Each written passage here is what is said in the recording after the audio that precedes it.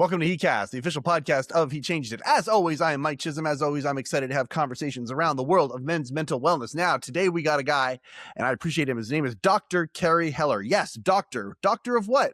He's a psychologist. And not only a psychologist, he's also a coach. And I love that. He's an executive coach as well. And what does he coach people on? Well, he coaches people on something that you might not think is a sexy subject. It's time management. But boy, do we ever do a deep dive on how powerful time management is in our lives. He's I would call him an expert. I don't know if he'd call him an expert. Mike says that Dr. Carey Heller is an expert on ADHD and other things that can affect people's time management. And we go through what a very seemingly simple skill, and it is a simple skill, what it can mean to people. Things like anxiety, depression, family life, income potential. Time management has a massive factor in these things for people. If you're one of those people that procrastinates, can we show you ways to practically get out of that habit? Yes, we can. And Carey is so good at this. He's really thoughtful, to the point, very easy to understand.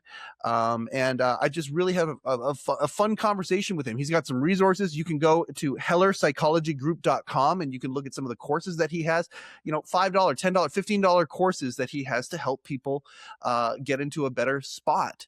And really, isn't that what it's all about? So thank you very much for taking time to come here and listen to my conversation, or watch my conversation with Dr. Carey Heller.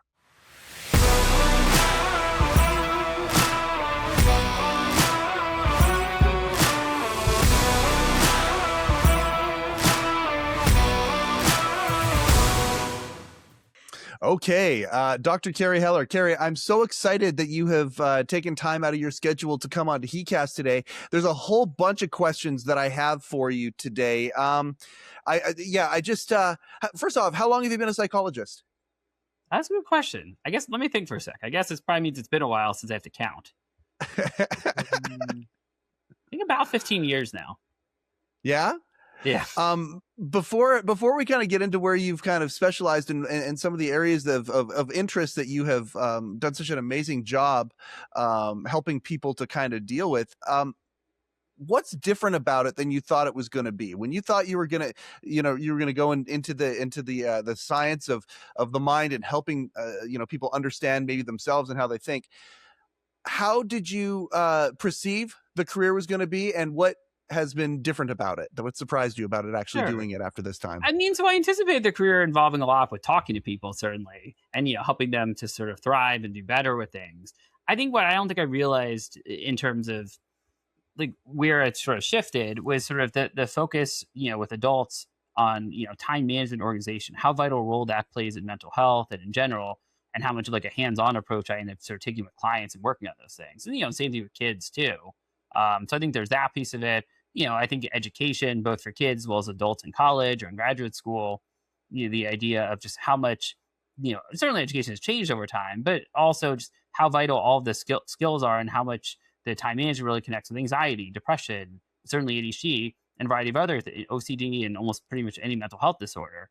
And just all this stuff connects. And if you can't sort of get stuff done effectively, it really throws things off.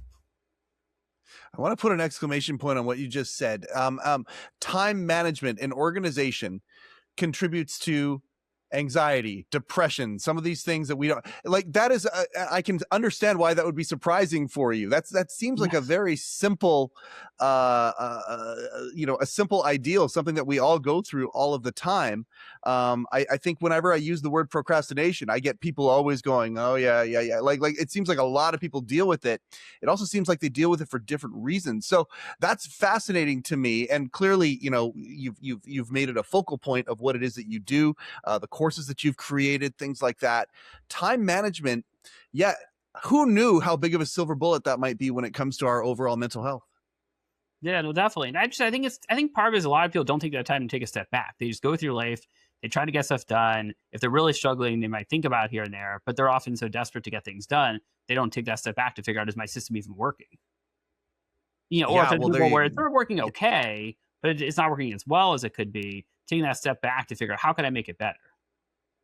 Well, I think also, the part where we don't even take the time to take that step back. We're just literally going from situation to situation and encountering things. And then as, deadlines pop up, that's when we sort of pop up and move forward. Now you link that to a buzzword. I mean, we talk on this show many times about how there's so many co-opted words that are out there right now that they become buzzwords and really at the end of the day have different meanings to different people. Trauma is one. That's a good example of one.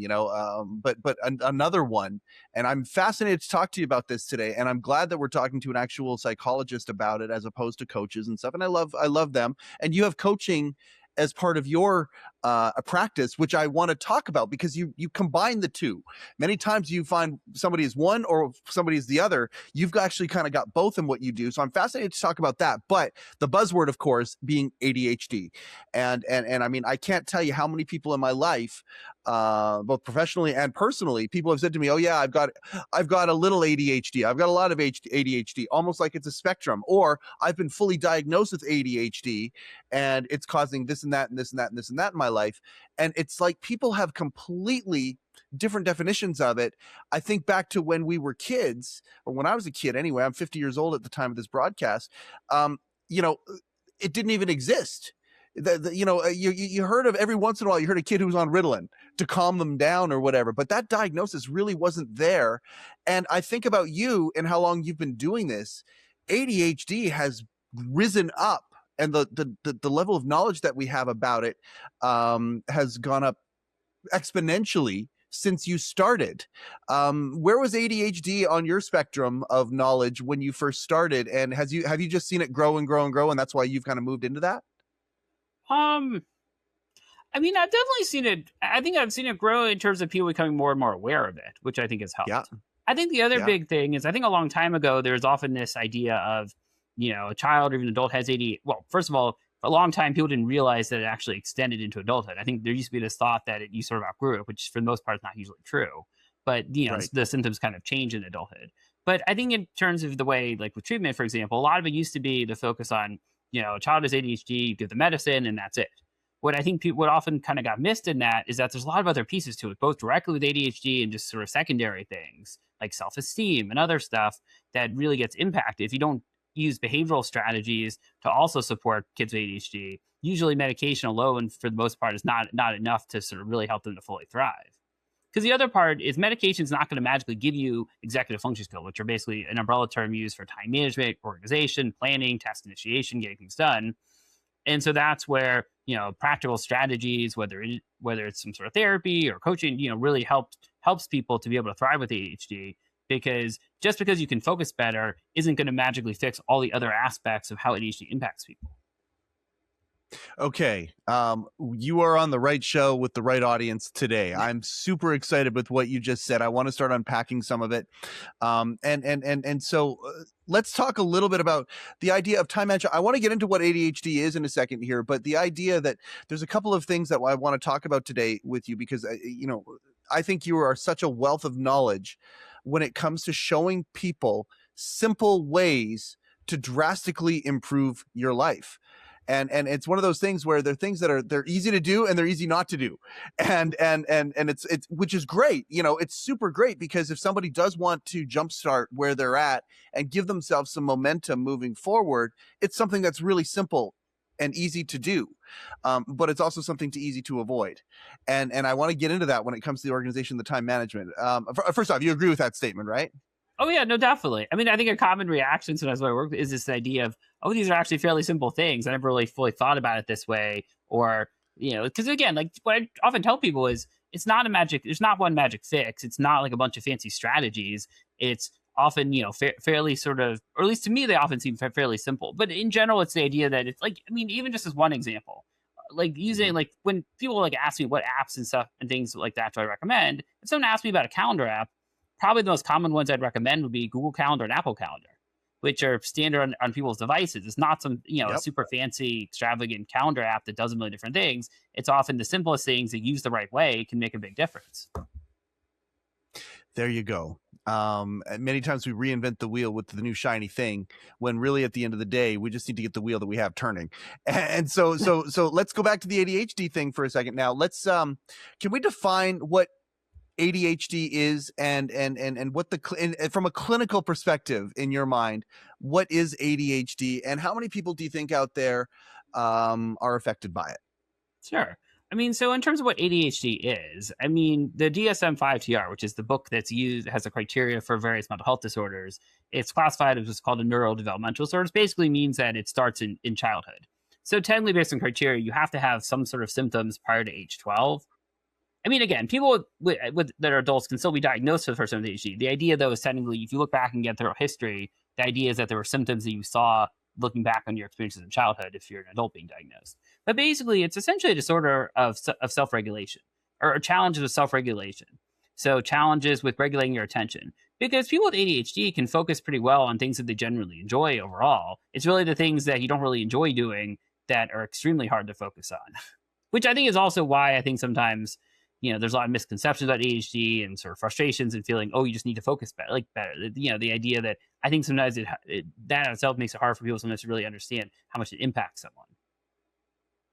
Right. And there's also, so there's ADHD itself, but there's what's called combined presentation, which basically means you have significant issues with attention as well as hyperactivity and impulsivity. Hyperactivity are things like excessive movement, like having a hard time sitting still. So the person that shakes their legs or fiddles with stuff, kind of where you think about fidgets, where those kind of came into play.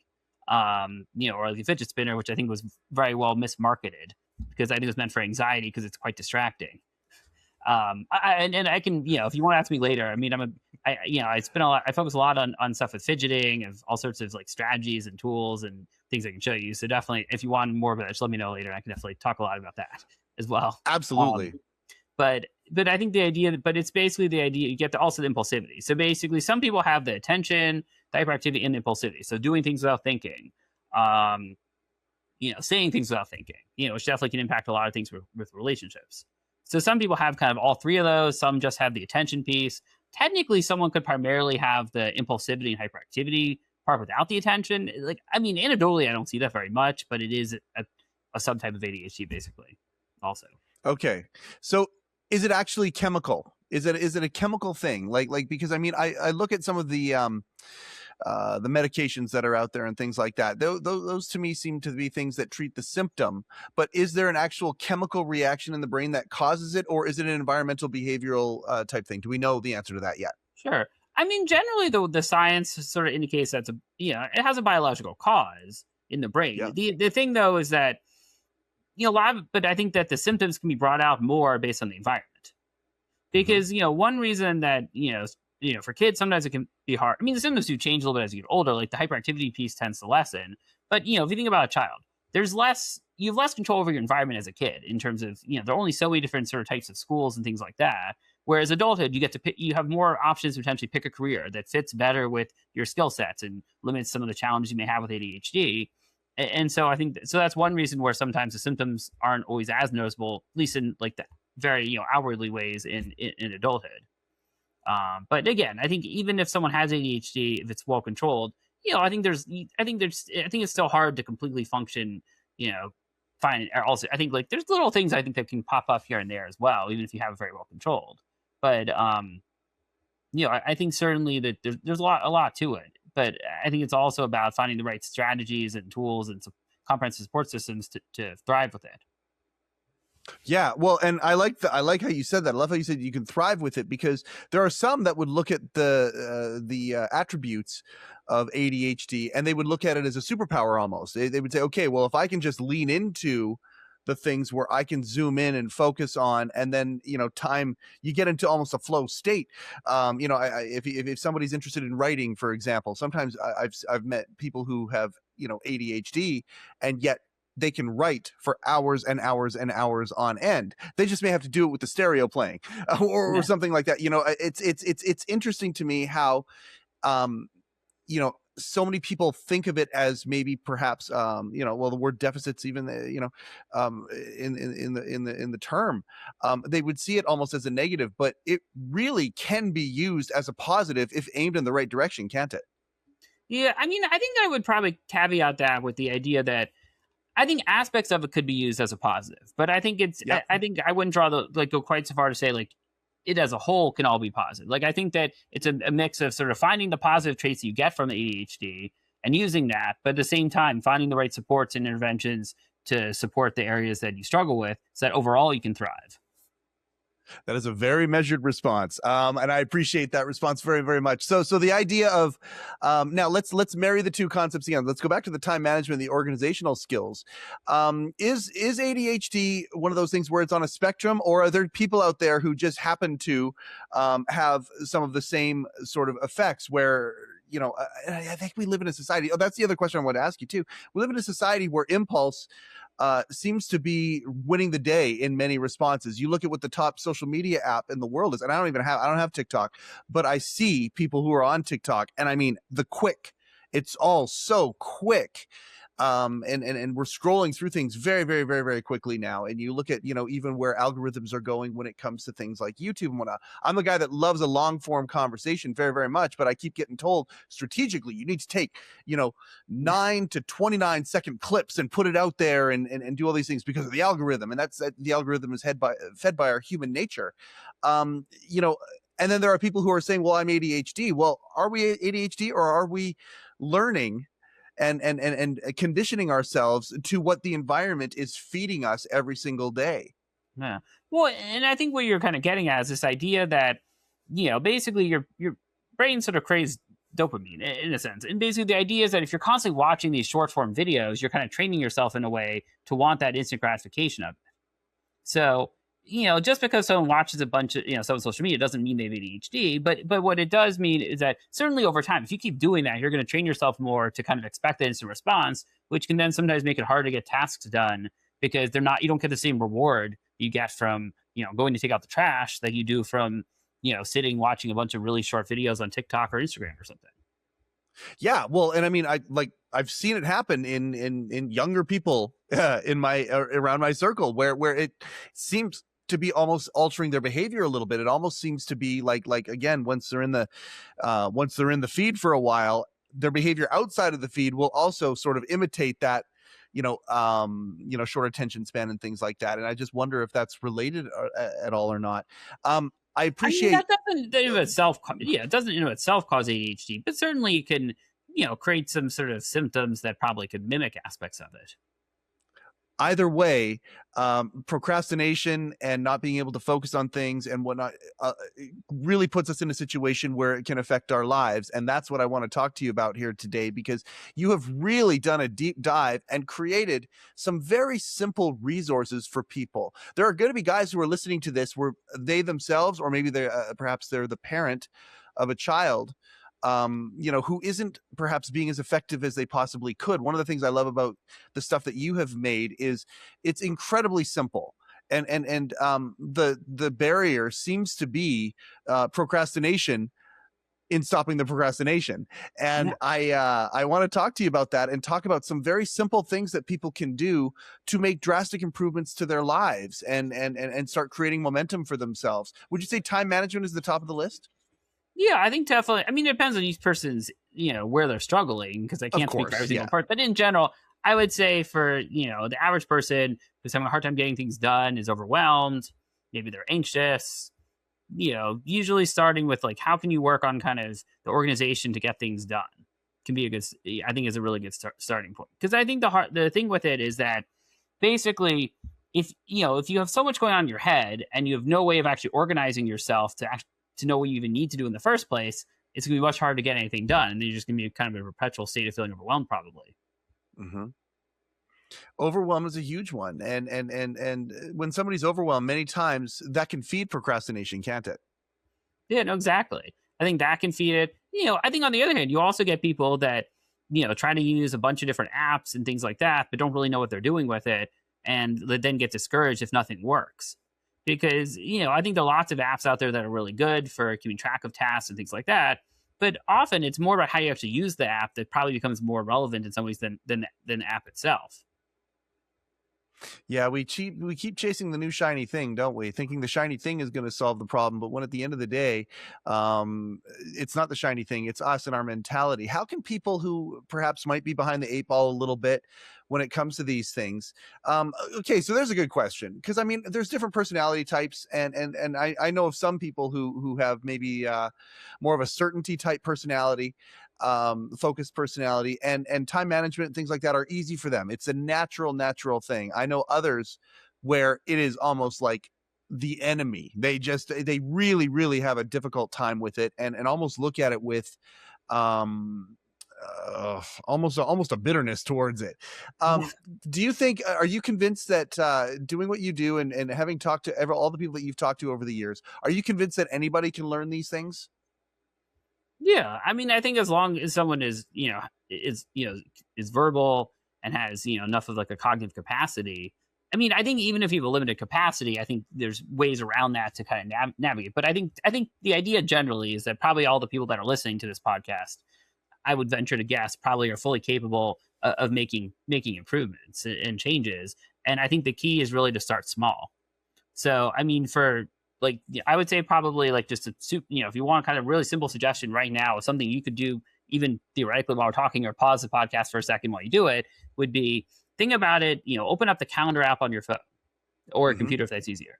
Basically, if you use a calendar app and you add all of your tasks, or sorry, all of your events in, like because the idea is you don't want to rely on your memory for things for this kind of stuff. Like, because that in itself is, you're more likely to make a mistake. It's more mentally taxing. So what I would say, like the two key things to start right now would be use a calendar for events. Put the events in terms of, let's say if it's work meetings or social events of, or picking your kids up from somewhere. Put that all into a calendar so it's all there in front of you. You can set it and get alerts to remind you of different things. So that would be number one. The number two thing would be to make a list of all the different tasks that you need to do. And then what you can do, you can, if you're someone that really likes paper, you could put it on a piece of paper to start. If you like doing electronically, you could use, if you have an Apple device, the Reminders app is great. It's built in. Basically, just list out all the tasks to start. Because those would be So the two things to really start. The thing with it though is that obviously you still have to plan it out, because just because they're on the list doesn't mean they're going to get done. But at least knowing what you have to do in the first place is the first step towards planning it out. yeah, it's almost like if you're looking at cognitive behavioral therapy, you're almost chunking it a little bit, right? Just that first step of making the list is going to get you. I don't know if it's a dopamine hit or not, but even making the list many times starts momentum.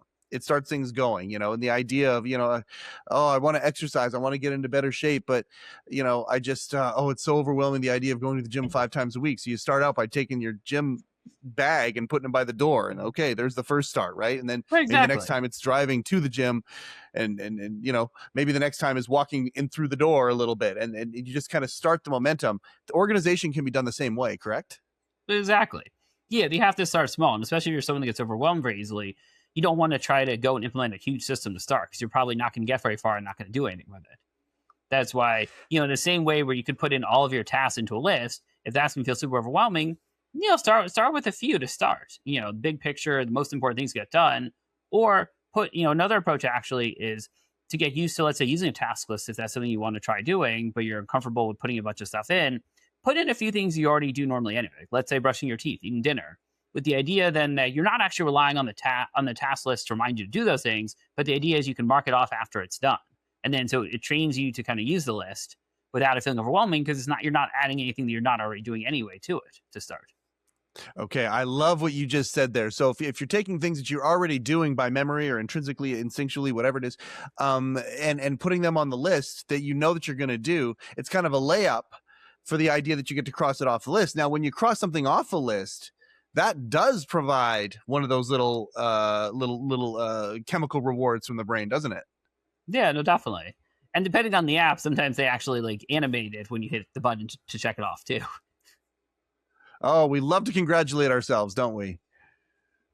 Yeah, and again, I think for a lot of people that helps to reinforce stuff. That the idea is if you can cross off a couple little things, it gets that momentum going to then make it easier to get more and more off the list. And that feeling of at the end of the day, you've crossed that last thing off the list. That it's often a very good feeling for people when they've cleared their to-do list. Yeah, and I mean, okay, so That's a great point. And I want to talk about the habit part, because at the end of the day, I think a lot of people, they get overwhelmed. They think about, all of these new extra things that they have to do. How long does it take to become a habit once you start?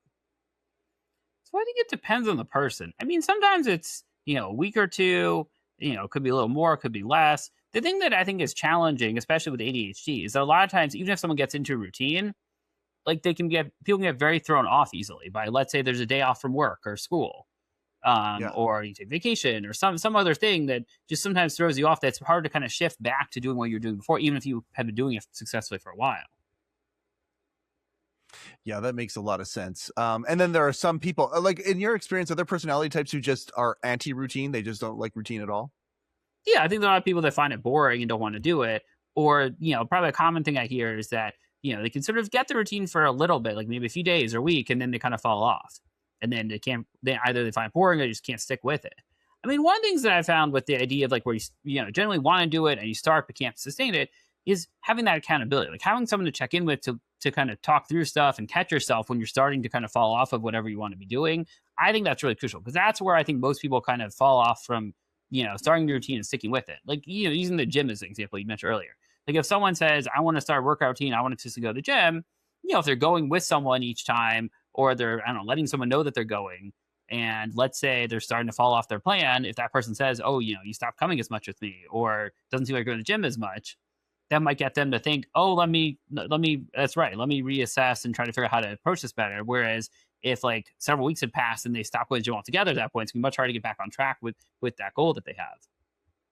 Full disclosure for me personally, I mean, I've always had the intention. I think we always have these intentions of wanting to be better and wanting to move forward. I think many people, that's almost their default, is that they assume next year is going to be a better year than this year. And I always had the intention that I was going to exercise and get into better shape, and it never really happened. I lost my father last year. After that happened, I went through, it was a very rough 3 months before he passed away, and I knew that I needed the benefits that physical exercise give you, more for the mental side than for the physical side, although I certainly need it for the physical side too.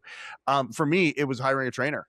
Like I needed to go to that level to know that I would be accountable, that I would go to a place, I would be there 3 times a week. And in that time, I didn't even have to really think about the exercises that I was doing, because somebody was going to be there directing me every single part of the way.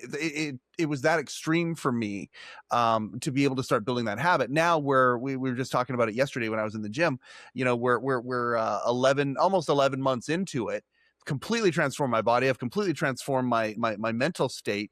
And it was worth every single penny and every single second that I was there. The reason I bring that up is I'm curious if there's an equivalent in this world. Are there people who are just so disorganized where, the idea of a calendar app and things like that, and the to-do list is there, but they just need more direction? Are there ways that people can kind of dig in a little bit more to have someone help them build the habits the same way that my trainer helped me with mine? Yeah, that's a good question. And absolutely. I think that that is something that a lot of people struggle with. Even if they have a calendar and they sort of use it to some degree, people often need help and figure out how to plan more effectively. Even if they put stuff, all the events in, they put tasks on a list, there still can be a disconnect between having it there and actually being able to execute it effectively. And so, yeah, so working with, an ADHD or executive function coach can be a really good option because that's, basically where it's, you're working like directly with people on stuff, or like someone's helping you directly to kind of work on these things where you look at your tasks and plan them out. I mean, what I would say with that is, first of all, I mean, so for ADHD coaching, I mean, there's some certification programs. So like, some coaches have some sort of certification, but they really vary in what the training actually involves. Executive function coaching is not really a regulated industry. So pretty much anyone can call themselves that. So just, Yep. my suggestion in general is when you're like looking at these things, actually look at someone's background and their level of education, what they actually do. Just, if you're going to seek someone out for those kinds of services, just because it really can vary kind of what people do and the knowledge base, just because, a lot of it is also, at least from my approach, one size does not fit all with how you approach things. And there are Hmm. definitely, various programs out there, professionals where it's, that they want you to do it, their way in terms of how you plan stuff out. But if that's not really how your brain works, it may not be quite as effective. So I think just thinking about the importance to have flexibility in what, if you're going to someone to really make sure that they're open to kind of meeting you where you are, helping you, but aren't going to force you to do something a certain way if you don't really want to. I love that you put it that way. It's and that's where I wanted to move in this direction anyway, because again, as I said earlier, many times, we meet psychologists, we meet coaches. A little more rare, a lot more rare in my experience, is that you meet somebody who's both. I find it fascinating because, if you're looking for clients as a psychologist, I think that there's a certain stigma or stereotype, perhaps, that we all have individually in our viewpoint as to what that looks like. If you're looking for a coach of some sort, the same thing. And so I find it fascinating. You kind of do both. You kind of step in both worlds. Is it because humans think of things and perceive things differently? Is that why? As opposed to just saying, I'm going to, in my psychology practice, I'm going to specialize in these things, and that's what I'm going to focus on. Well, you're kind of branching out that much more by being a coach, and I'm curious how that experience has been for you, and if it just, yeah, can you talk about that a little bit? Sure. I mean, so I think what got me sort of into the coaching piece of things to begin with was both sort of the therapy work that I do with ADHD, but actually also because I also do testing to diagnose ADHD and learning disabilities Right. and anxiety. And so Very handy that you can do that as in both worlds. yeah, Yeah. and so basically, so the way it works with testing is you have a feedback session after where you talk about the results and you talk about recommendations. So you talk about how do you help someone to move forward. And so I have a lot of fun with making the recommendations, really like making them detail oriented in terms of specific apps and programs. And so I had people that wanted to kind of keep coming back or wanted to come back to work on the stuff I was suggesting in the feedback session. And then so I ended up launching kind of a 2-hour boot camp that I've been doing for, I guess, about 13 years at this point. Yeah. Basically, which is like a 2-hour session like that. But basically from there, the coaching piece kind of evolved into sort of, people wanting that direct, hands-on approach with stuff. And also recognizing that it seemed like that was really missing for a lot of people, that it's great to talk about feelings. I think there's a lot of value and that's really crucial, but you have to actually take some sort of action beyond that to actually, especially time management, to actually sort of see a lot of progress. And so that's where I feel like was often just missing, and people, and it kind of just, I think I was doing it for a long time, not really thinking about it in terms of like a coaching capacity. But then I think it just somehow sort of evolved naturally into kind of doing it the way where then I started referring to it, as that in part, just because it helped people to sort of better understand what I actually do, Yeah. in terms of going beyond, traditional talk therapy. It's fascinating to me that you have all these clubs in this bag that you're carrying around when it comes to this, because there's a lot of people who are stuck. Like, there are guys listening to this podcast right now who are stuck, and perhaps they don't even realize that something as simple, and again, maybe let's go even the extra mile. Maybe it's not easy, but simple anyway, as time management, and organization, and some of these things we're talking about, can literally change momentum for somebody. I want to hit that point a little bit harder. How much, like, you've seen success stories from this, like where somebody is stuck, how much can this affect them, and where can it take them? What's the potential here if somebody decides to make a commitment to this? And I use the example of the physical with the trainer before, and I mean, for me, it's changed my life completely. It's changed my body completely, and it's certainly changed my mindset completely. What can this do for people who might be feeling stuck? How far can it take them? I mean, I feel like it's, each person may be slightly different, but I think in theory, you could just pretty much probably do a 360. If things are really not going well, you really could turn things around. Because the thing is, like, the executive functioning, time management piece, it really underlies most of what you do in life. So the idea of, for example, being able to have the capacity to plan ahead with meals, to eat healthier, to stay hydrated more, get physical activity in, being able to, so there's sort of the health piece of it where it can maximize your health. There's the like financial standpoint that probably, depends on your job to somebody, but in general, if you're more organized and functioning better, you're probably going to do better in whatever your career is, which means that if you're in a type of job where you can sort of get, promotions and better pay, you're probably going to achieve that, or switching jobs to get that. Whereas if you're not really sort of goal oriented and you're not sort of getting there, you may be in the same job, not really going anywhere in the way that you want to with your career. So, so it has the, obviously so the health benefit, career benefits, family life. I mean, it can help you to create better relationships with family members. I mean, if you're someone that, I don't know, you forget your wife's birthday, or, or some other thing like that, that probably does not go over well year after year. So it's like these little things. And, and then think about, like, also if you're someone where, I don't know, you sometimes forget to pick your kid up places, or you're always running late. Like, those things, can weigh on a relationship over time in a variety of ways. And so being able to sometimes make those, semi-simple changes can go a long way towards improving relationships. Or, one of the big things I see, this is really especially into sort of as like an idea of men's health, is the idea of relationships with friends. The idea that a lot of Yeah. times people with ADHD, and obviously men in general, sometimes they just, they're not intentional, but they don't really keep track of the idea of, oh, I should contact so and so to keep in touch. And so they lose touch with friends and then they get kind of Right. isolated. So being able to kind of better navigate the time management and stuff, maybe make it easier to keep track of, the thought of, oh, I should actually reach out to so and so to make plans, or I should text them and see how they're doing. So it can help you to sort of be better connected, socially, emotionally. So really, like, it can help in all aspects that go beyond what you typically think about time management.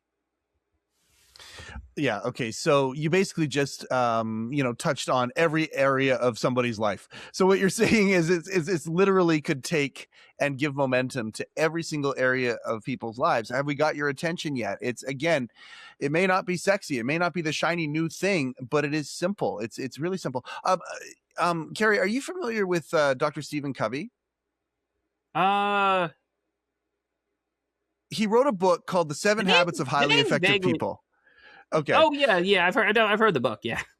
Okay, so I'm not sure if you're familiar with it or not, but one of the things that he talks about in there is the idea of reactive versus proactive, and he goes through that in a whole bunch of different ways. Certainly like little subtle things like speech, like don't say you're crappy at something. Say I'm getting better at this, or my challenge is I'm going to, it's a way of reframing how you talk, Right. So having reactive kind of versus a proactive. positive mindset with it. Yeah, a little bit of positive mindset stuff, but also very grounded. Like it's a mindset thing. Now, the proactive, it also goes to, and I believe in the book, it's I'm not going to quote anything, but the impression that I got is one of the most important things if you want to be highly effective. One of the most important things that you can ever do is in a proactive way. You can plan for your day the night before, or plan for your week. Let's say at the beginning of the week, you plan for your week moving forward, and you cast a vision as to what your week is going to look like. And time management is certainly a part of that. But, going through that, he said it's basically one of the most powerful things that you can do if you want to create new habits in your life. When you talk about this time management stuff, do you also, like, obviously having the calendar and being able to look at that, do you also, enjoy the idea of planning out, say, the full week and knowing what that's going to look like and outcomes and putting that positive spin on what the week might look like?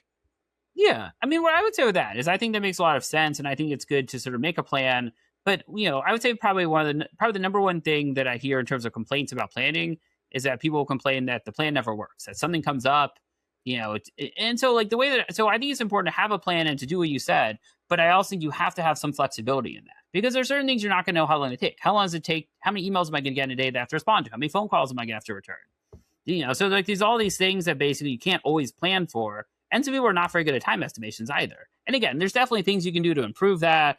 There's certainly AI programs you can use and a variety of other things to, just naturally actually tracking the time yourself of tasks that you do over and over again to, Mm-hmm. so you can actually develop a better sense of time with those tasks. But the point is that, you have to have you have to have flexibility, but you need a framework as a starting point. And the idea is to try to stick to as much as you can, with the caveat that there are things that are going to come up and you have to sort of adjust stuff in a calculated way. So not just, oh, I'll push off for tomorrow, but the idea of, I see that, oh, I have a break from 2 to 3 on this day. I'm going to reschedule this task for that time because I know I have time to do it then. Yeah, see, there you go. Because I mean, I'm going to push this off for tomorrow. Well, what you're doing now is literally, whether you know it or not, you're procrastinating. Sometimes we procrastinate, we know we're doing it. Sometimes we are doing the thing that we, playing a video game when I know I should be doing this. There's many times there's that. But the idea of saying, oh, this came up, I need to put this somewhere, but that's where we leave it. Whereas I need to put it somewhere. Well, then that just becomes a bigger problem later on when we get closer to the time that there's a deadline or we're missing something, Right. or we Right. should And have that's put why it you in also have to already. look ahead, because for things you can't do quickly in one sitting, you can't spend 5 hours on something right before it's due if you don't have 5 hours free. But if you do, an hour a day on it, then it gets done, but you have to plan ahead. So that's where I think looking ahead week as a whole or even further out for some stuff, and then allocating time blocks to things, is a really crucial skill. But it's also the other piece of it's also think about your energy level. That when besides the actual time you have available to do a given task, if you can sort of figure out how much energy does something require, when you're likely to be optimally focused and have enough energy potentially to do it, and not trying to schedule stuff that's unrealistic. Like if you know that you're not going to, I don't know, figure out how to pay some sort of bill at 10 o'clock at night when you're really tired, you don't want to schedule that as the time you plan to do it. Like, I imagine, a common thing is to schedule lots of stuff to do in the evening and then you never get it done because you're too tired and don't have the energy, or other things pop up. And so that's where also having like a set time to plan, like maybe like, the night before or first thing in the morning, like, can be very helpful, because then you kind of see, what still works based on whatever you set before, and you kind of tweak it quickly and then kind of go from there.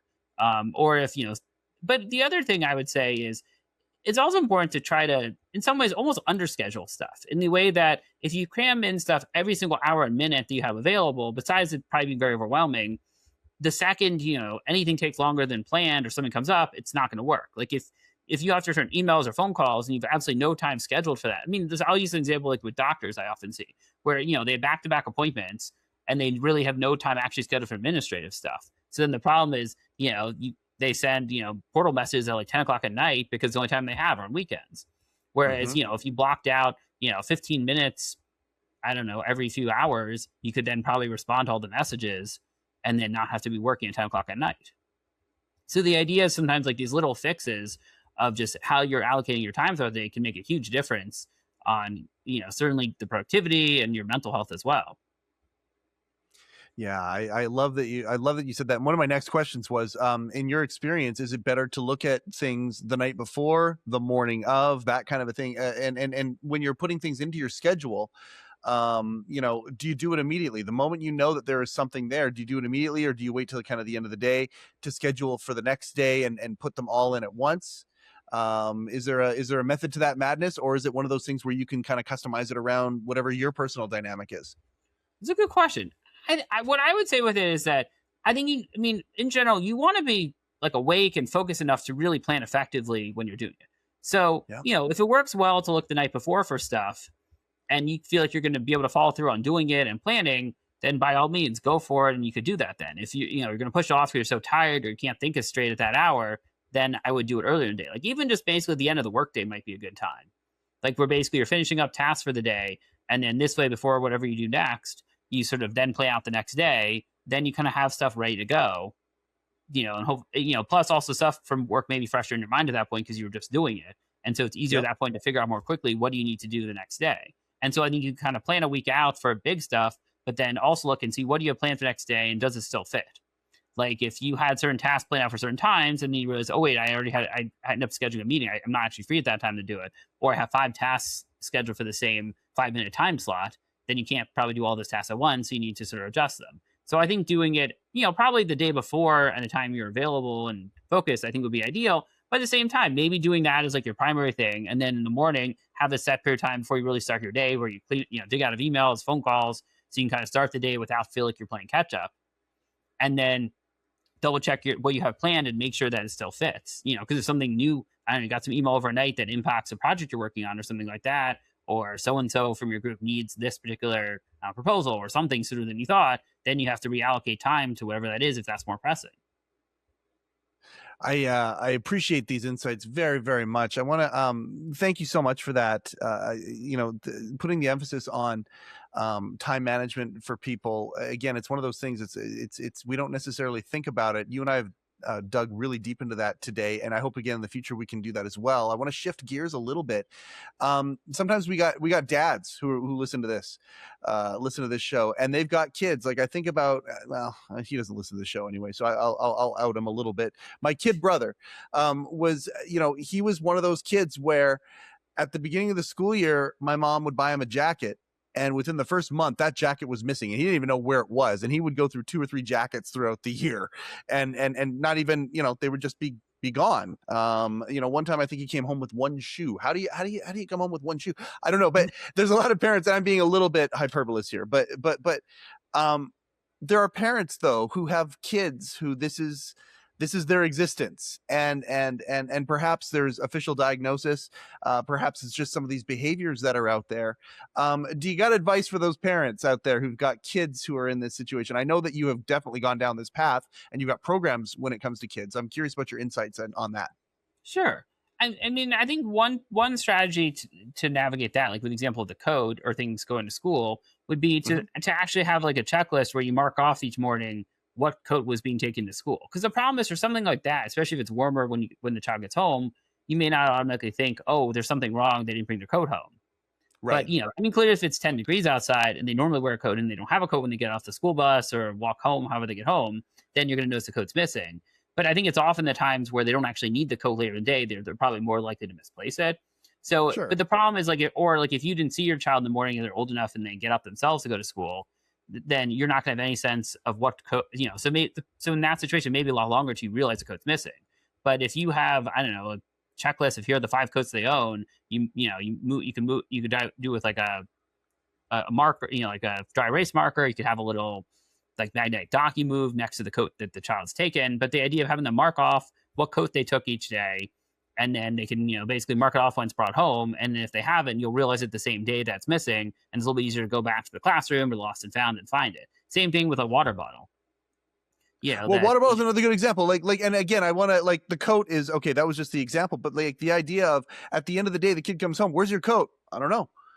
Like it's just it's gone, and it's almost this behavior that you're talking about here, where the attention is so that water bottles or coats or things like that go missing. And I know parents who are pulling their hair out because these kids have these behaviors. So checklists is a way to do it, and accountability. So that's really at the end of the day, you're drilling down into knowing what's leaving the house and making sure you're pretty tied down as to what's coming back into the house. You kind of make that The a other priority. thing is to work on helping your kids to navigate this stuff themselves. Like I like to call it the idea of parenting for independence. So like, I mean, in theory, you could have the child kind of, marks stuff off on the checklist at home, but what the child could do themselves at school would be, if they could put like a little checklist on like as a tag on their backpack.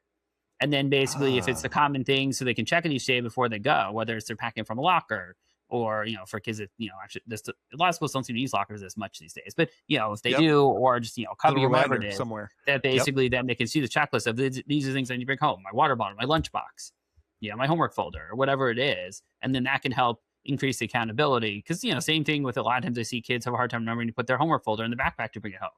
Or if they have a bunch of different binders, forget to bring home the right binder for homework. Mm-hmm. When it comes to ADHD in kids, I mean, when we see the numbers, is it a matter, in your opinion, you've been doing this for 15 years and this is where you started focusing, fairly early, you started seeing this stuff. We're seeing a lot more diagnosis when it comes to this. Is it awareness? Is it a shift in our biology? Is it just a matter of, we're discovering new things about this that we didn't know before? In your opinion, is it all the above as to the reason that this has the diagnosis of this state with kids has gone up so much? Yeah, I think it's kind of a mixture of things. I think it's certainly increased awareness. I think there's certainly a decrease in social stigma attached to it compared to what it used to be. Absolutely. Yep. I think there's obviously the element of the pandemic, and for kids of a certain age, parents seeing them at home for a while doing school and getting maybe in some ways a clearer understanding of how they actually function in school they may not have gotten before. Mm-hmm. So it's a variety of different reasons that I think there's certainly more diagnoses. Again, the thing with kids in particular, though, you really want to be careful of is that a lot of times like anxiety, depression, various other things can really look like ADHD a lot. I mean, even adults too, but even more so in kids, I think. And so that's why you really want to be careful and not just jump at the symptoms and fill out a checklist and have that be how you get a diagnosis. Like you really want a thorough evaluation to figure out what, especially when there's other possible issues or other things, like especially in teens, I see quite a bit, is if a child really is sleep deprived, if they're not getting enough sleep, they're really busy, they're going to have a harder time focusing. So you really just want to make sure you or if there's any sort of nutrition deficiencies, you always want to look at everything to try to figure out what's going on and not just say, oh, my child's trouble focusing, they must have ADHD. I love that. And because again, that's rampant, and it's not just rampant with kids, it's rampant with adults as well. Like I'll give another example that isn't ADHD to kind of give perspective. Like I know people who are very, well, we'll use the word anal retentive, perhaps. They're so far down that path that you could describe them accurately and lovingly even as anal retentive. And they would go and say, oh yeah, my OCD is causing this. All right. I have a couple of friends who have kids and are part of a collective of what OCD really is and what it can do and the severity of it and whatnot, right? There's idiosyncratic behavior, but then there's also like flat out obsessive compulsive disorder, and those are two very, very, very different Right. things. That's the example I'm using for this. I believe that is in our society, we're trying to figure out what ADHD actually is, and that is happening with that as well. Would you agree with that? Yeah, I think for a long time there's people say, oh, this OCD disorder that you need stuff a certain way, which I mean, again, is part of the disorder. But I think a lot of times people sort of attribute like a random symptom or two to the disorder, even Yes. if they don't actually have the disorder. Yes. And ADHD, to me, that's a buzz that's happening all over the culture. That same phenomenon, I think. Yeah, exactly. I mean, because the one thing that I just want to sort of clarify that I think is important to know. So, when I mentioned executive functioning earlier, the idea of issues with time Yep. management, planning, organization, certainly anxiety, depression, OCD, lots of other things can really cause those things. So when you see these issues with attention, also, just because someone has trouble with attention doesn't automatically mean it's ADHD. So I think that's a really crucial piece of things. That you don't want to just, even if someone's having a hard time with time management, organization, and attention, you want to look at what else could it be. You want to rule out everything else too to ensure that it's not some other thing and just falsely assuming it's ADHD. Yeah, I'm glad you mentioned that. Like again, you see people out there, and again, I'm not a psychologist that's going and doing these deep dives with people, but it sure seems a surface level. Like you say, you could just go in and fill out a checklist, and suddenly, boom, you're on Vyvanse, or you're on one of these things that can drastically change your body chemistry, or at least temporarily. And you want to be sure when it comes to this stuff, but really, at the end of the day. Um, Habits can like time management and organization, for example, can be something that can certainly take some of these symptoms that we're feeling and help them subside. So I'm glad that you've talked about this. You talked about fidgeting earlier. We got a little bit of time left. I really do want to talk about that. I mean, you see people with the restless leg syndrome and things like that around. You see people with fidget spinners, like you say. I mean, for a while there, every dollar store that you'd go into would have almost an entire aisle of these different little things that people could kind of play with. Let's talk about fidgeting for a second here. I'm fascinated Sure. about the deep dive you've done in that.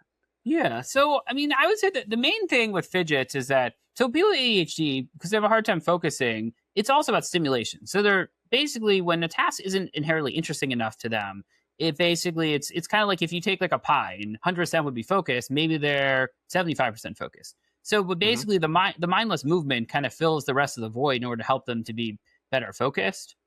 Yep. So the key with it though is that any sort of fidgeting should be mindless and not distracting to yourself or to others. So especially for adults, because you often need your hands, for, let's say, if you're showing me a computer, I actually really like stuff that you can do with your feet.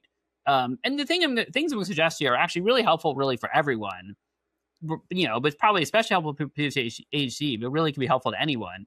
Would be like, for example, if you have a desk, like having like a desk elliptical, like the little thing like about this big that you Yep. can basically pedal while you're working at the desk. This way, you get physical movement in throughout the day. Sit stand desk. A treadmill under the desk. So and or you can stand with like a balance board or like something like a whirly board. Yep. Like things like that. They're basically, they're kind of fun. You can kind of move around on.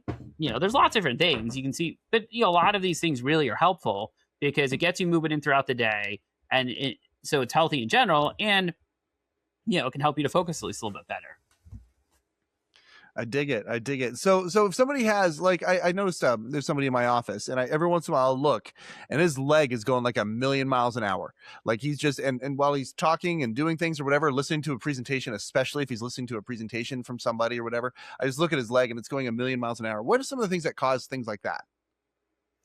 I mean, certainly it can be ADHD, and like certainly a lot of people with ADHD do have that where they shake their legs quickly, and it's when they either do it as sort of like usually it's unconscious, like they're not intentionally like doing it just initially, but it's just sort of happens that it's Yep. their way of kind of creating extra stimulation if they're not as focused or interested. That's actually why also the stuff with the legs, like the pedaling, is really helpful since the leg shaking is sort of probably one of those common things that people sort of do to fidget, and so it kind of creates Yep. this intentional sort of movement that probably is a little bit easier to navigate than leg shaking, and sort of has more of a productive sort of purpose in a sense. Oh, that makes sense. That makes sense. So for the guys out there that are listening to this today, I mean, I hope that we've provided good food for good thought, and the idea that if you are stuck, there are some real practical and again simple ways, and you can ease into it. It doesn't have to be all at once. Don't be overwhelmed by the idea of this, but if you can introduce the idea of the calendar, if you can introduce the idea of creating a task list or whatnot. And again, when you have that task list, like crossing stuff off, whether it's physically, whether it's in an app, it's a really cool feeling to do that. And you actually start to feel like you're getting some momentum. And many times it can lead to patterns where you end up doing more things and being more productive because you like the feeling so darn much. And I know it may sound boring. It may sound, it may sound so simple that it's not even worth trying. Well, no, it's so simple. It is worth trying because it can be life-changing. Carey, I just appreciate how far of a deep dive that you've done into this. I want to talk about you and your practice here and some of the resources that you have created for people. There are going to be people who listen to this that might want to reach out to you and go a little further to see what it could look like for them. Talk a little bit about your practice. I know you do online as well. You're not just up in Maryland doing your personal practice personally. The thing about the beautiful thing about the internet is our connectivity, and that you can help people across the globe. And I know that you do that. So can you talk a little bit about some of the resources you have? If people want to reach out to you, what's the best way to do it? Sure, absolutely. Yeah. So I can see people actually in 43 states through SciPact. So it gives me a lot of flexibility working with people virtually. And then I do also have 2 executive function coaches in the practice who can see people in all 50 states. Yep. And what about Canada? What about us Canadians? We're broadcasting from Canada here. Can you see international people who want to get help with this stuff? Can you coach them? I have to check. I unfortunately can't because of licensing laws, but I check. I think that executive function coaches probably can see people in Canada, I believe. Absolutely. Yeah. So they definitely can help people in Canada. I mean, my website, hellerpsychology.com, probably is the best resource in terms of, there's a simple forum to contact the practice if you're interested in working with us. There's a page that has, the various online courses I have. And anybody can take a course. Anybody out there, wherever you are in the world, can take a course, they're all right? actually like intentionally very concise because, I don't want people to spend longer than they need to do it. I've got a few AI programs I've built on, helping people like plan out tasks and things like that. Some are free, some are like $1 or $2, and some Notion templates. And again, all this stuff is pretty low cost because I want it to be accessible to everyone. And the idea really is to, use these as a launching off point to really help yourself. If somebody wants you can to also get find started me on social media as well. Okay. So sorry, say it again, Carey Heller. What is it? Carey Heller's ID for on Instagram and Facebook. Okay, and hellerpsychologygroup.com, and the courses are all there as well, right? Yep. So let's talk about that. So you got somebody who's listening to this podcast right now who's like, okay, you know what? I'm sick and tired of being sick and tired. I want to start the idea of getting some time management going in my life. What course are they looking at and how much is it? Sure. I mean, there's a fidgeting course that I think is $18, I believe. Okay. Or I think if you sign up for the newsletter, I think you get it for free, I believe. And then let's see, I have a coaching kids with ADHD in sports one that I think is currently on sale for $16. Yep. And then there's a boot camp one. That one I think is more for kids, but for parents and kids, but certainly there's a lot that parents can get out of it in general and some stuff they can help themselves with. I think that's maybe like $24, something like that. But I mean, again, none of these are like ridiculously expensive courses. I want them to be accessible to people. Absolutely. And I was so delighted by that. It was refreshing to see that, with some of the materials that you have, your YouTube channel too, as well. You've got all these little videos that just show very, very simple things, to get people, I think the big thing is thinking about it and applying it to your own life, and I'm saying that to myself, as well as the people who are listening or watching this, could you be better in this? And if you could, are you willing to put a little bit of effort towards a lot of result in the end? And really at the end of the day, that's all this is. Carey, I'm so grateful that you came here today, and came on to heCast. Is there anything that you want to say, to the men that listen to this or watch this, anything that you want to say out there to them who might be a little bit stuck? I mean, I guess what I would say is sort of a final thought is the idea that, here's the thing, if you want things to be better for you, you have to take some sort of action to make that change. It doesn't have to be a big action to start, but if you keep doing the same thing over and over again, you're probably not going to have anything go very differently. But so just start small. Whether it's going for a simple walk to clear your mind or get a little bit of physical activity in, whether it's I'm going to at least put all my events for today in the calendar, whatever it is, start small. Seek professional help when you need it, because that can really make a huge difference. If you're really stuck and you don't really know where to go, having someone that can kind of guide you, meet you where you are, and help you can really be helpful. And also, whatever you can pull online as a starting point. But the idea is, remember that it's very general advice. They don't know anything about you specifically when you're watching it. So you also have to be mindful that what may be recommended generically may not always fit your direct needs. There you go. And we have, disclaimer on the show here. We have, we're discussing ideas and perspectives and things like that. We're not offering advice. When it comes to personalized advice, you want to go to somebody who gives you the personalized advice as opposed to just listening to something in general. But at the end of the day, I hope that this conversation today will help the people who are listening to this or watching this think about their life and move in a different direction. That's why we do the show. We do the show heCast to have these discussions around men's mental wellness specifically, and hopefully with the goal of getting people to empower themselves to move forward to solution, whatever that solution might be. So grateful for our guest today, Dr. Carey Heller. A lot of good food for a lot of good thought. Like I said earlier, this has been another episode of heCast, the official podcast of He Changed It. My name is Mike Chisholm. Go change something.